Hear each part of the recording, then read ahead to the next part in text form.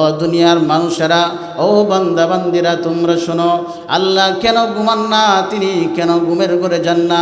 না যাওয়ার কারণটা হলো, তুমি যদি শেষ রাতের ভিতরে বিপদে পড়ো, মুসিবতে তুমি পড়ে যাও, আর যদি তুমি আল্লাহ বলে ডাক দাও, আর তোমার ডাক যদি তিনি না শুনতে পান, তাহলে তিনি রব হতে পারেন না।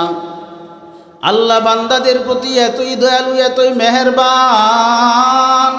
আমরা যদি শেষ রাতে আল্লাহকে ডাকি, আল্লাহ সেই ডাকের জবাব দেন। বিপদে পড়ে যদি ডাকি আল্লাহকে, আল্লাহ জবাব দেন। আপনার স্ত্রী, আপনার বোন যখন হাসপাতালে চলে গেল, সিজার হবে, তার বাচ্চা হবে, তার প্রসব বেদনা এত ব্যাপকভাবে চলতেছে, সে চিল্লাইতেছে, তার চিল্লানি, তার এই কষ্ট কেউ দূর করতে পারতেছে না। ওই সময় তুমি যদি আল্লাহকে ডাক দাও, দুনিয়ার কোনো মানুষ যদি তোমার ডাকে সাড়া নাও দেয়, ওই সময় তোমার ডাক শোনার জন্য আমার আল্লাহ প্রস্তুত থাকে। সুবহানাল্লাহ। আমার আল্লাহ হলেন এমন রব, এমন আল্লাহ।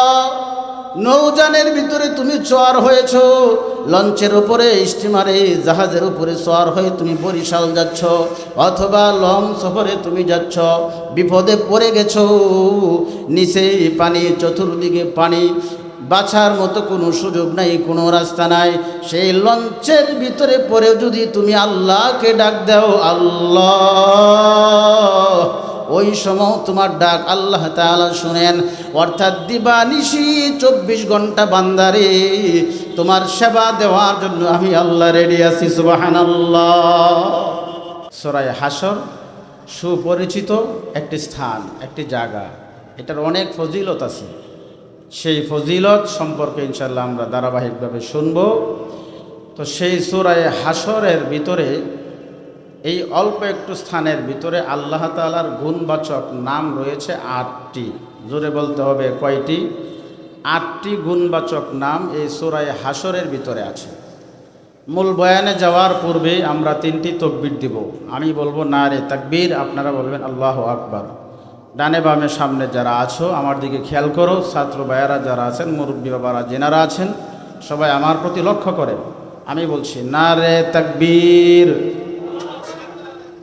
আওয়াজ দিয়ে বলতে হবে, নারে তাকবীর, নারে তাকবীর। মাশাআল্লাহ। সম্মানিত সুধী, সেই সূরা হাশরের ভিতরে আল্লাহ তাআলা গুণবাচক 8টি নাম আছে। অর্থাৎ আল্লাহ তাআলা যে দয়ালু, ওনার সবচাইতে প্রসিদ্ধ নাম হলো আল্লাহ। জোরে বলতে হবে, নাম কি ভাই? এছাড়াও ওনার গুণবাচক নাম আছে আরও 99টি। সুবহানাল্লাহ বলতেন না? তো সূরা হাশরের ভিতরে গুণবাচক 8টি নাম এখানে ব্যবহার করেছেন। আমরা শুরু করছি এখন, ইনশাআল্লাহ মূল বয়ানের দিকে যাচ্ছি। সবাই পড়ি আমার সাথে। হুয়াল্লাহুল্লাযী লা ইলাহা ইল্লাহু আলিমুল গায়বি ওয়াশ শাহাদাতি হুয়ার রহমানুর রহিম। আল্লাহর যতগুলো নাম আছে তার ভিতরে 2টি গুণবাচক নাম হলো রহমান আর রহিম। অর্থাৎ আল্লাহ তাআলা হলেন দয়ালু, অতীব দয়ালু। আল্লাহ যে কত বড় দয়ালু, তিনি যে কত বড় মেহেরবান। দুনিয়ার দিকে তাকাইলে তার প্রমাণ আমরা দেখতে পাই, আকাশের দিকে তাকাইলে আমরা তার প্রমাণ দেখতে পাই, জমিনের দিকে তাকাইলে আমরা তার প্রমাণ দেখতে পাই। শুধু তা নয়, আমার আপনার বডির দিকে তাকাইলেও তার পরিচয় পাওয়া যায়। এই রহমান আর রহিমের ব্যবধান হলো মুফাসসিরিনে কেরাম ব্যাখ্যা করেছেন। রহমান এমন দয়ালুকে বলা হয় যার দয়ার ভিতরে সবাই সীমাবদ্ধ। অর্থাৎ এই জমিনের ভিতরে যারা আল্লাহকে স্বীকার করে তারাও তার দয়া পাচ্ছে। যারা বলে ভগবান ভগবান, হরে রাম হরে কৃষ্ণ যাদের জবান দিয়ে বের হয়, তাদের জন্য আল্লাহ তাআলা হলেন দয়ালু, মেহেরবান। যারা আল্লাহকে মানে না তাদের জন্য আল্লাহ মেহেরবান।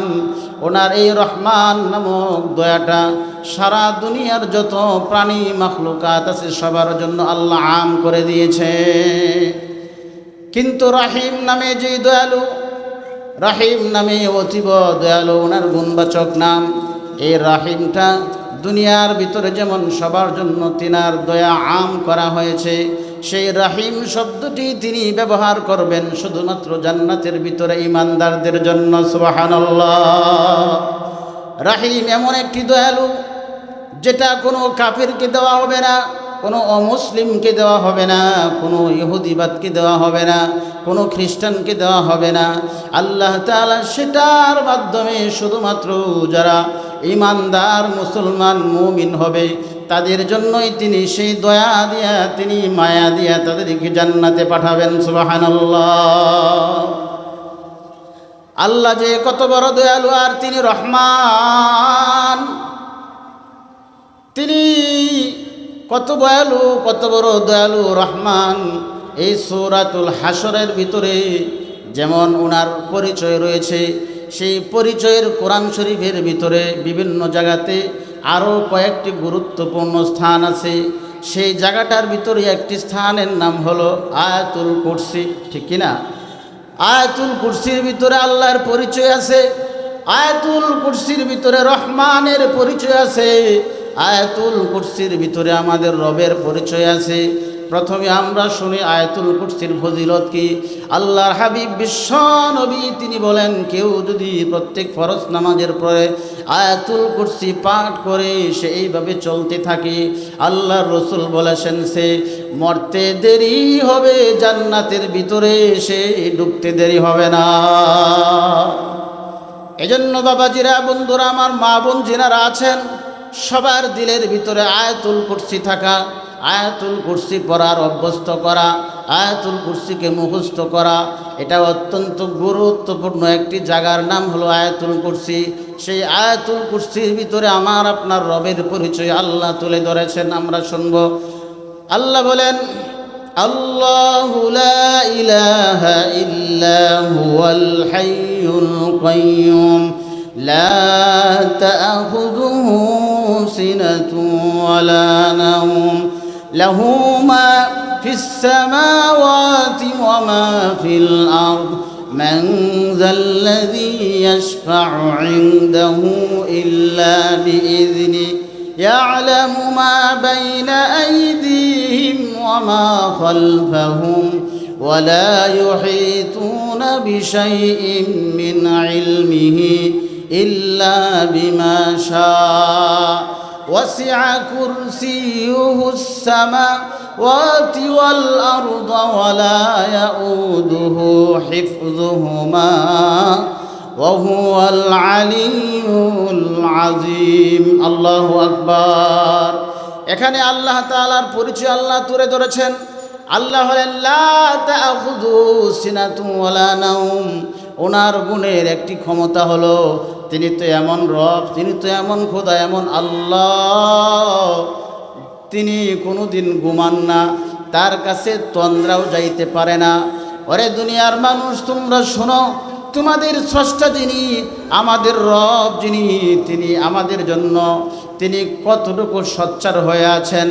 এক সেকেন্ডের জন্য তিনি ঘুমাইতে যান না, ঘুমের ঘরে যান না। মুফাসসিরিনে কেরাম ব্যাখ্যা করেছেন কেন তিনি ঘুমের ঘরে যান না, কেন তিনি ঘুমান না। মুফাসসিরিনে কেরাম ব্যাখ্যা করে বলেছেন, ও দুনিয়ার মানুষেরা, ও বান্দা বান্দিরা, তোমরা শোনো, আল্লাহ কেন ঘুমান না, তিনি কেন ঘুমের ঘরে যান না। না যাওয়ার কারণটা হলো, তুমি যদি শেষ রাতের ভিতরে বিপদে পড়ো, মুসিবতে তুমি পড়ে যাও, আর যদি তুমি আল্লাহ বলে ডাক দাও, আর তোমার ডাক যদি তিনি না শুনতে পান, তাহলে তিনি রব হতে পারেন না। আল্লাহ বান্দাদের প্রতি এতই দয়ালু, এতই মেহেরবান। আমরা যদি শেষ রাতে আল্লাহকে ডাকি, আল্লাহ সেই ডাকের জবাব দেন। বিপদে পড়ে যদি ডাকি আল্লাহকে, আল্লাহ জবাব দেন। আপনার স্ত্রী, আপনার বোন যখন হাসপাতালে চলে গেল, সিজার হবে, তার বাচ্চা হবে, তার প্রসব বেদনা এত ব্যাপকভাবে চলতেছে, সে চিল্লাইতেছে, তার চিল্লানি, তার এই কষ্ট কেউ দূর করতে পারতেছে না।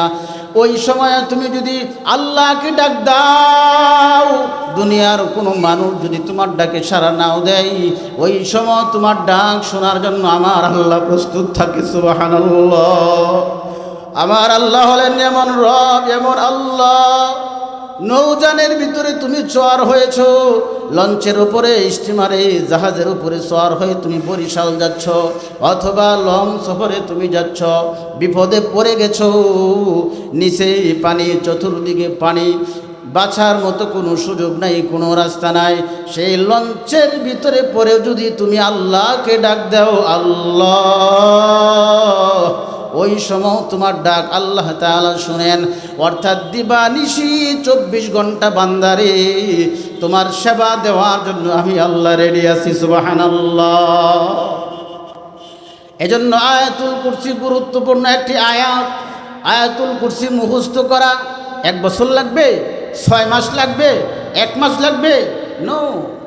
আপনি যদি আজকে বাইতুল কোরআন কওমি মাদ্রাসার আব্দুল জলিল ফুলপুরি সাহেবের কাছে যান যে হুজুর আয়াতুল কুরসিটা আমাকে আপনি শিখাইয়া দেন, আশা করি সর্বোচ্চ 1 মাস সময় তার ভিতরেই আয়াতুল কুরসি আপনার মুখস্থ হয়ে যাবে। শুধু তা নয়, মাদ্রাসার ছোটো ছোটো ছেলেদেরকেও যদি জিজ্ঞেস করেন, বাবা তুমি আয়াতুল কুরসিটা বলো, দেখবেন তারা কি সুন্দর করে বলতেছে। তার মানে হলো আপনার ছেলেটাকেও মাদ্রাসায় পড়াতে হবে, আপনার মেয়েটাকেও মাদ্রাসায় পড়াতে হবে। এই মাদ্রাসা অত্যন্ত গুরুত্বপূর্ণ, একজন দামি ব্যক্তির মাদ্রাসা। এজন্য এখানে আপনার ছেলেকে দিতে পারেন, যদি মেয়ে নেওয়ার কোনো সিস্টেম থাকে আপনার কলেজার মেয়েটাকেও দিতে পারেন। বাবাজিরা, বন্ধুরা আমার, মা বোনদেরকেও বলছি, আয়াতুল কুরসি মুখস্থ করবেন। সে আয়াতুল কুরসির ভিতরে আল্লাহর পরিচয় রয়েছে, আর ফজিলতের কথা তো আপনারা অহরহ শুনে থাকেন। কোরআন শরীফের আরেকটি জায়গা আছে, ওই জায়গার ভিতরে আল্লাহর পরিচয় আল্লাহ খুব সুন্দরভাবে তুলে ধরেছেন, স্পষ্টভাবে তুলে ধরেছেন। বিসমিল্লাহির রহমানির রহিম। আমার সাথে পড়েন, কুল হুয়াল্লাহু আহাদ আল্লাহুস সামাদ লাম ইয়ালিদ ওয়া লাম ইউলাদ ওয়া লাম ইয়াকুল লাহু কুফুয়ান আহাদ। জোরে বলা যাবে না একবার? আল্লাহু আকবার। এই সূরাতুল ইখলাসের ভিতরে আল্লাহর পরিচয় আছে, অর্থাৎ আল্লাহ একজন, আল্লাহ দুইজন নয়। আল্লাহ যদি দুইজন হইতো তাহলে বড় সমস্যা আমরা পড়ে যেতাম, ঠিক কিনা? একজন বলতো আজকে বৃষ্টি হবে, আর একজন বলতো যে না আজকে রোদ থাকবে। এক আল্লাহর বিধিবিধানেই তো আমরা মাইনা শেষ করতে পারি না, মানতে পারি না, ঠিক কিনা? দিনে রাতের নামাজ হলো 5 ওয়াক্ত ফরজ, এক আল্লাহ সেটা অর্ডার করেছেন। সম্পদ থাকলে যাকাত দিতে হবে শতকরা 2.5 টাকা, এটাই তো মানতে পারি না। সম্পদ থাকলে হজে যাওয়া লাগবে, হজ করতে হবে, সেটাও মানতে পারি না, সম্পদ শেষ হয়ে যাবে। আর যদি 2 আল্লাহ থাকতেন তাহলে 2 রবের 2 হুকুম মানা লাগবে নি। এজন্য আল্লাহ কয়জন? জোরে বলতে হবে মুসলমান, আল্লাহ কয়জন? চিৎকার দিয়ে বলতে হবে আমাদের রবকে। আমাদের রব হলেন আল্লাহ। মুখটা ভরে আল্লাহকে ডাক দেন তো একবার, আল্লাহ। ও বাবাজিরা, বন্ধুরা আমার, এই সূরাতুল ইখলাসের ফজিলতের কথা আল্লাহর নবী বলেছেন। কোন মানুষটা এমন নাই যে তার ভিতরে সূরা ইখলাস মুখস্থ নাই? নারী পুরুষ ছোট বাচ্চার থেকে নিয়ে সবার ভিতরে সূরা ইখলাস মুখস্থ আসেনি? সবারই আছে, কিন্তু আমলের বেলায় আমরাই নাই। এজন্য আজ থেকে আমরা পণ করলাম, প্রতিজ্ঞা করলাম, আমল আর সূরা ইখলাসের কোনোদিন ছাড়ব না। আল্লাহর নবী, বিশ্ব নবী, তিনি সূরাতুল ইখলাসের ফজিলত সম্পর্কে তিনি বর্ণনা করেছেন।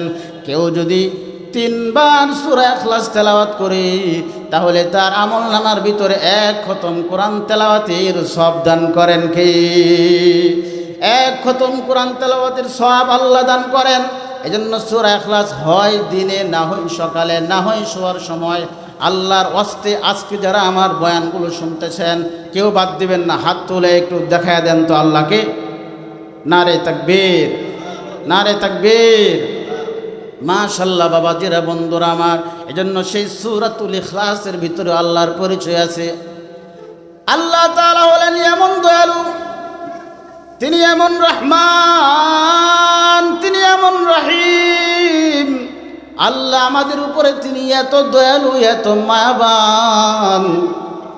শুধু তা নয় বাবাজিরা, বন্ধুরা আমার, তিনি যে দয়ালু মেহেরবান সেটার পরিচয় দিতে গিয়া তিনি কোরআন শরীফের ভিতরে একটি সূরা নাজিল করেছে। সেই সূরাটার নাম হলো সূরাতুর রহমান। আছে না একটি সূরা, সূরাতুর রহমান? আল্লাহ যে দয়ালু, তিনি যে মায়াবান, তিনি যে মেহেরবান, সেটার পরিচয় তিনি এইভাবে দিচ্ছেন। আল্লাহ বলেন যে আমি একটি সূরায় দিয়ে দিলাম আমার নামে, সুবহানাল্লাহ বলবেন না? সূরাতুর রহমান নামে একটি সূরা, ওই সূরার ভিতরে ৭৮টি আয়াত আছে। সেই সূরাটি নাজিল হয়েছে মক্কাতুল মুকাররমাতে। এই সূরাতুর রহমানের অনেক কথা আছে, জানি না কোন পর্যন্ত যাওয়া যায়, তবে আমরা সামনের দিকে অগ্রসর হচ্ছি যতটুকু বলা যায়। বাবাজিরা, বন্ধুরা আমার, সেই সূরাতুর রহমানের ভিতরে আল্লাহ একটি পরিচয়, আল্লাহ একটি প্রশ্নবোধক একটি শব্দ ব্যবহার করেছেন। আর সেই শব্দটা এতই দামি, এতই মজাদার, সেই শব্দটা এতই গুরুত্বপূর্ণ, সেই শব্দটা এতই অর্থবোধক, সেই শব্দটা আমাদের জন্য এতই প্রয়োজন দরকার। এজন্য আল্লাহ তাআলা তিনি বারবার সেই শব্দটা ব্যবহার করেছেন। একবার, দুইবার নয়, 10 বার নয়, 20 বার নয়, তিনি 31 বার কোরআন সূরাতুর রহমানের ভিতরে এই আয়াতটা তিনি ব্যবহার করেছেন। আর এই আয়াতটাও সবার মুখস্থ আছে, ঠিক কিনা? ফাবিআইয়ি আলাই রাব্বিকুমা তুকাদ্দিবান, পড়েন আমার সাথে, ফাবিআইয়ি আলাই রাব্বিকুমা তুকাদ্দিবান। আল্লাহু আকবার। এটা হলো কিন্তু প্রশ্নবোধক শব্দ, বুঝতে হবে। আল্লাহ বলতেছেন তোমরা আমার কোন কোন নিয়ামতকে অস্বীকার করবে। প্রশ্নবোধক শব্দ না? আল্লাহ প্রশ্ন করছেন যে তোমরা আমার কোন কোন নিয়ামতকে অস্বীকার করবে, সেটার জবাব কি হবে? আমরা জবাব দিচ্ছি, আল্লাহ আপনার কোনো একটা নিয়ামতকে অস্বীকার করার মতো কোনো সুযোগ নাই, ঠিক কিনা? আল্লাহর প্রত্যেকটা নিয়ামত আমাদের প্রয়োজন। আল্লাহর আমরা প্রশংসা করব না কেন? আল্লাহ তো তিনি আমাদেরকে সব দিচ্ছেন। আমাদের ধর্মের ভিতরে আল্লাহর প্রশংসা কিভাবে করতে হবে সেটাও তিনি শিখাইয়া দিছেন। আর অন্য কোনো ধর্মের ভিতরে প্রশংসা কিভাবে করতে হবে সেটা আসমান থেকে ফয়সালা হয় না। হিন্দু ভাইয়েরা বলে হরে রাম, হরে কৃষ্ণ, হরে ভগবান, হ্যাঁ, কত কিছু। আর আমাদের রব আমাদেরকে শিখাইয়া দিয়েছেন যে তোমরা প্রশংসা কিভাবে করবা। আল্লাহু আকবার, আল্লাহু আকবার বলেন। আলহামদুলিল্লাহিল্লাযী খালাকাস সামাওয়াতি ওয়াল আরদা ওয়া জাআলায যুলুমাতি ওয়ান নূর। আওয়াজ করে বলতে হবে সমস্ত প্রশংসা কার জন্য? একমাত্র আল্লাহর জন্য। যত মানুষ নামাজ আদায় করে, সে চাই পুরুষ হোক বা মহিলা হোক, নামাজ শুরু করার পরে আল্লাহু আকবার ধ্বনিটা বলার পরে হাত বেঁধে আল্লাহর প্রশংসা করতে থাকে। আমার সাথে পড়ুন, সুবহানাকাল্লাহুম্মা ওয়া বিহামদিকা ওয়া তাবারাকা ইসমুকা ওয়া তাআলা জাদ্দুকা ওয়ালা ইলাহা গায়রুক। আল্লাহু আকবার বলেন। এখানেও আমরা আল্লাহর প্রশংসা করতেছি।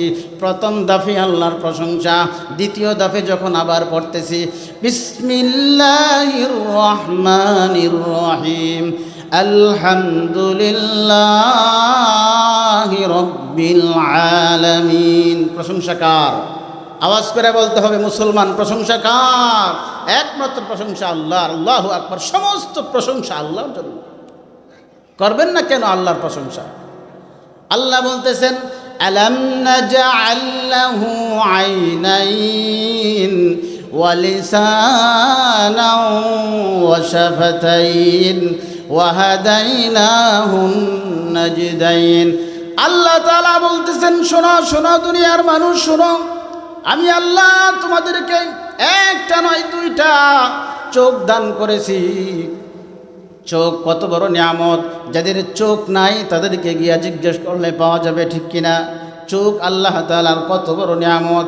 একটা নয়, তিনি দুইটা চোখ আমাদেরকে দান করেছেন। আবার আল্লাহর কুদরত দেখেন, ক্ষমতা দেখেন। চোখের ভিতরে এটা ছোট্ট একটা বল, তার ভিতরে নাই কোনো হাড্ডি। হাড্ডি আছে? তার ভিতরে নাই কোনো গোস্ত মাংস। ওই বলটাকে তিনি এমন জায়গার ভিতরে বসায় রাখছেন, তার উপরে নিচে পানি আছে না নাই? পানির বৈশিষ্ট্য কি? পানি যেখানে লাগবে ওইটাকে নষ্ট করে দিবে, খেয়ে ফেলবে, ঠিক কিনা? কিন্তু দেখেন আল্লাহর কুদরতের দিকে আপনি তাকান, আল্লাহর নিয়ামতের দিকে আপনি তাকান।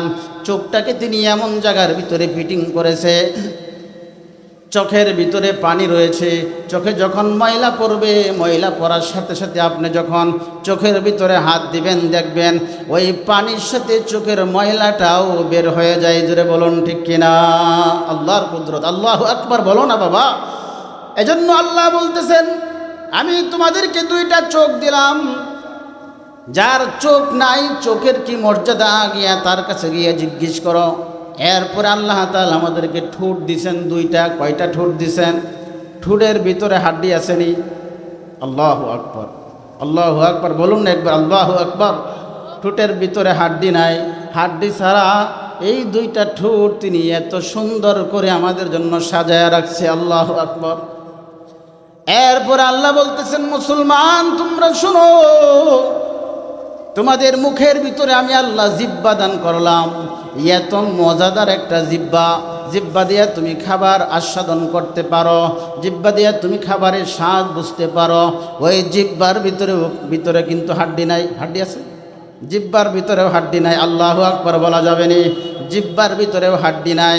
আল্লাহ বলতেছেন, এত সব নিয়ামতগুলো আমি আল্লাহ তোমার বডির ভিতরে ফিট করে দিয়েছি, তুমি আমাকে না ডাইকা অন্য কাউকে ডাকার তো আমি কোনো রাস্তা দেখি না। আল্লাহু আকবার। এজন্য বাবাজিরা, বন্ধুরা আমার, আল্লাহ হলেন দয়ালু, মেহেরবান। আল্লাহ এত দয়াবান, মেহেরবান খুদা। তিনি, আমি যেটা বলতেছিলাম সেটা হলো সেই সূরাতুর রহমান, এমন একটি সূরা। আল্লাহ যে দয়ালু, তিনি যে মেহেরবান, সেই রহমান নামে তিনি কোরআনে একটি সূরাই নাজিল করে দিয়েছে। এবং একবার দুইবার নয়, 31 বারের মতো একটি শব্দ তিনি সেই সূরাতুর রহমানের ভিতরে ব্যবহার করেছেন। আবার সেই শব্দটা হলো প্রশ্নবোধক শব্দ। ওরে বান্দা বান্দিরা, তোমরা আমার কোন নিয়ামতকে অস্বীকার করবে? কোনো নিয়ামতকে অস্বীকার করার মতো কোনো সুযোগ নাই। আল্লাহর প্রত্যেকটা নিয়ামতই অতি গুরুত্বপূর্ণ, ঠিক কিনা? আল্লাহু আকবার। আল্লাহ তাআলা বলেন কত দয়ালু, তিনি মেহেরবান খুদা। তিনি যে রহমান, সেই রহমানের পরিচয় তিনি সূরাতুর রহমানের ভিতরে তিনি তুলে ধরেছেন। বিসমিল্লাহির রহমানির রহিম। আর রহমান আল্লামাল কুরআনা খালাকাল ইনসানা আল্লামাহুল বায়ান। الشمس والقمر بحسبان والنجم والشجر يسجدان। আযান হচ্ছে।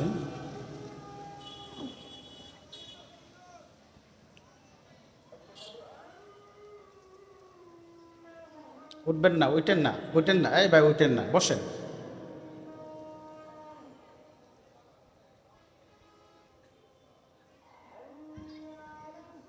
এখন আজান হবে, বাকি আলোচনা আজানের পরে ইনশাআল্লাহ।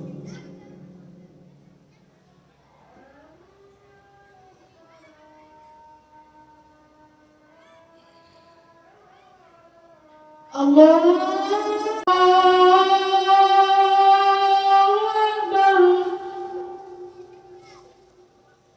আল্লাহু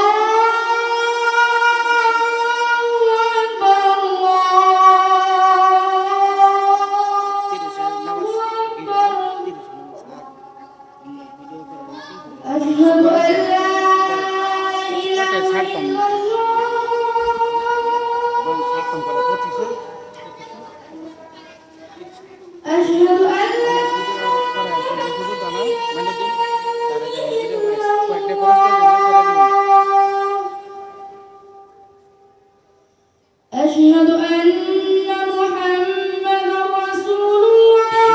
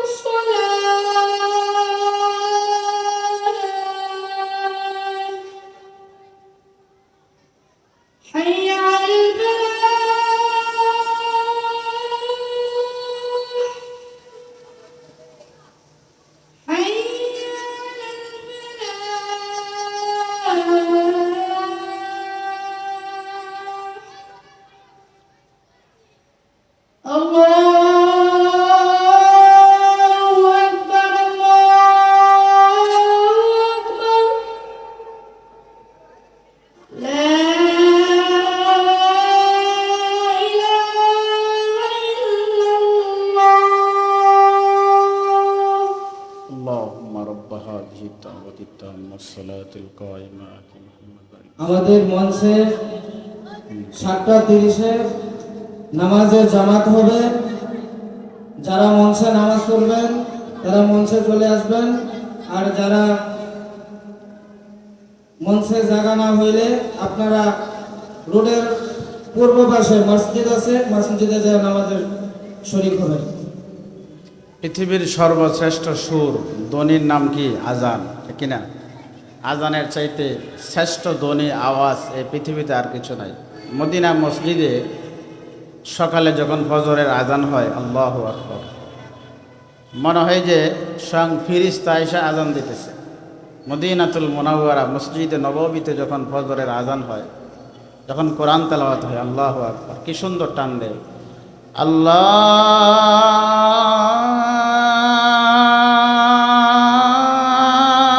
আকবার, আল্লাহু আকবার। চিকন কণ্ঠে মসজিদে নববীতে যখন আজান হয়, এত মজাদার আজান, আল্লাহু আকবার। সবচেয়ে সেরা ধ্বনি নাম হলো আজান। এর চেয়ে উত্তম কোনো বাক্য হতে পারে না। আজান শোনার পরে যেই সমস্ত মানুষগুলো নিজেকে নামাজের জন্য প্রস্তুত করে, তারাই হলো আবার শ্রেষ্ঠ মানুষ। আর যারা আজানের বিরোধিতা করে, কোরআনের বিরোধিতা করে, তারা হলো দুশ্মন, তারা হলো পাষাণ, তারা নিষ্ঠুর, তারা কুলাঙ্গার, তারা নাস্তিক। নিঃসন্দেহের ভিতরে কোনো সন্দেহ নাই। বাবাজিরা, বন্ধুরা আমার, যেটা বলতেছিলাম যে আল্লাহ এত দয়ালু, এত মেহেরবান, তিনি কোরআন শরীফের ভিতরে একটি সূরা নাজিল করছেন তার নামে। যেই সূরাটির নাম হলো সূরাতুর রহমান। আল্লাহ বলতেছেন, আর রহমান, আমি দয়ালু। আমি যে দয়ালু তার পরিচয় কি? তার পরিচয় হলো আমি তোমাকে শিক্ষা দিয়েছি কোরআন। আল্লামাল কুরআন। আল্লাহ বলেন, আমি যে রহমান, আমি যে দয়ালু মেহেরবান খোদা রব, তার পরিচয় হলো আমি তোমাদেরকে কোরআন শিক্ষা দিয়েছি। কোরআন হলো পৃথিবীর সর্বশ্রেষ্ঠ একটি গ্রন্থ, তার ভিতরে কোনো সন্দেহ নাই। কোরআন এমন একটি গ্রন্থ, এমন একটি আসমানি কিতাব, যেই কিতাবটাই শুধুমাত্র সিনার ভিতরে ঢুকায়া রাখা যায়। কোরআন ব্যতীত আর কোনো গ্রন্থ এমন কিতাব নাই যেটা সিনাতে ঢুকায়া রাখা যায়। কোরআন এমন একটি গ্রন্থ আল্লাহ নাজিল করছেন। আল্লাহর কথা, কালামুল্লাহ, আল্লাহর বাণী। সেই কোরআনের পরিচয় আল্লাহ তাআলা তুলে ধরেছেন। শুনো শুনো, পৃথিবীতে যত মানুষ, দার্শনিক, বৈজ্ঞানিক, কবিরা, সাহিত্যিকরা যত পুস্তক তারা রচনা করে, যত বই পুস্তক তারা লেখে, লেখার পরে তারা বইয়ের শেষে লিখে দেয়, এই বইয়ের ভিতরে যদি কোনো ভুল ত্রুটি থাকে, দয়াবান হয়ে আগামীতে জানায়া দিবেন, সামনের সময়ে জানায়া দিবেন। আমরা সময় মতো সেটার ভুল সংশোধন করে নেব, ঠিক কিনা? কিন্তু আল্লাহ যে কোরআন নাজিল করছেন, তিনি কোরআন নাজিল করে চ্যালেঞ্জের মোকাবেলায় তিনি কথা বলেছেন। আল্লাহ বলতেছেন, এমন একটা গ্রন্থ আমি তোমাদেরকে দিলাম যার নাম হলো কোরআন। সেই গ্রন্থের ভিতরে কোনো ভুল নাই, সেই গ্রন্থের ভিতরে ভুল ধরার মতো কোনো সুযোগও নাই। আল্লাহ বলছেন, আলিফ লাম মিম যালিকাল কিতাবু লা রাইবা ফীহি হুদাল লিল মুত্তাকিন। আমার আল্লাহ বলতেছেন, জালিকাল কিতাব, এটা এমন একটা কিতাব, এমন একটা গ্রন্থ যার ভিতরে কোনো ভুল নাই, কোনো সন্দেহ নাই, ভুল ধরার মতো কোনো সুযোগও নাই। গত কিছুদিন আগে একজন বলেছিল কোরআনে কিছু ভুল আছে, সেটাকে সংশোধন করতে হবে। আর সে এটাও বলেছিল, আমি বেগুনা মাসুম, আমার কোনো গুনাহ নাই। এখন বুঝতেছে সে বেগুনা যে মাসুম, কত প্রকারের মাসুম। সে যে বলেছিল কোরআনে ভুল আছে, এখন বুঝতেছে কোরআনে ভুল ধরলে যে সেটার ঝালটা কি বের হয়, ঠিক কিনা? আবার ইদানিং এই গত কয়েকদিন ধরে আমাদের দেশের ভিতরে অনাকাঙ্ক্ষিত একটি ঘটনা ঘটে গেছে। অপূর্ব পাল, এক যুবক, বিশ্ববিদ্যালয়ে অপূর্ব পাল, সে কোরআনকে মাটিতে রেখে সে পা দিয়া কোরআনের উপরে আঘাত করেছে, লাথি দিয়েছে। কোরআনের পাতা সে ছিঁড়ে ছিঁড়ে রাস্তায় জায়গা জায়গায় সে নিক্ষেপ করেছে। আজ তাকে গ্রেফতার করা হয়েছে। মুসলমান, কবে আমরা এই দৃশ্য দেখা বন্ধ করব? এই দৃশ্য আমাদের থেকে কবে যাবে? যে এমন একটা সময় আমাদের দরকার, এমন একটা দেশ আমাদের দরকার, এমন একটা সময় আমাদের দরকার, এমন একটা সমাজ আমাদের দরকার, যেই সমাজের ভিতরে নারী তার ইজ্জত নিয়ে চলতে পারবে, যেই সমাজের ভিতরে আলেম তার ইজ্জত নিয়ে চলতে পারবে, যেই সমাজের ভিতরে যথাযথ আমানত দিতে হবে, যেই সমাজের ভিতরে বোনের হক আদায় করতে হবে, এমন একটা সমাজ আমাদের থাকতে হবে। আমরা চাই যেই সমাজের ভিতরে আযানকে নিয়ে ব্যঙ্গ করা হবে না, যেই সমাজের ভিতরে মাদ্রাসাকে নিয়ে ব্যঙ্গ করা হবে না, যেই সমাজের ভিতরে রাসূলকে নিয়ে ব্যঙ্গ করা হবে না, যেই সমাজের ভিতরে কোরআনের উপরে আক্রমণ করবে না, কোরআনকে আঘাত করবে না, এমন একটা সমাজ আমরা চাই। ঠিক কিনা? যুগ যুগ ধরে শুধু দেখে আসতেছি, যখনই বেয়াদবি করে ইসলামের সাথে, কোরআনের সাথে, তখন এই স্লোগানটা আমরা শুনি যে এই লোকটা পাগল, এই লোকটা কি, এই লোকটা মাথা ঠিক নাই, ইম্পসিবল, আপনাদের এই কথা আমাদের মানার মতো আর সুযোগ নাই। এমন কথা আমরা যুগ যুগ ধরে শুনে আসছি। যখন এই পর্যায়ের ব্যক্তিরা যখন বের হয়, পাপাচার করে, যখন অত্যাচার করে, ইসলামের উপরে যখন তারা আঘাত করেছে, তখন উপরের থেকে আমাদেরকে শোনানো হয় সে মেন্টাল। সে কি?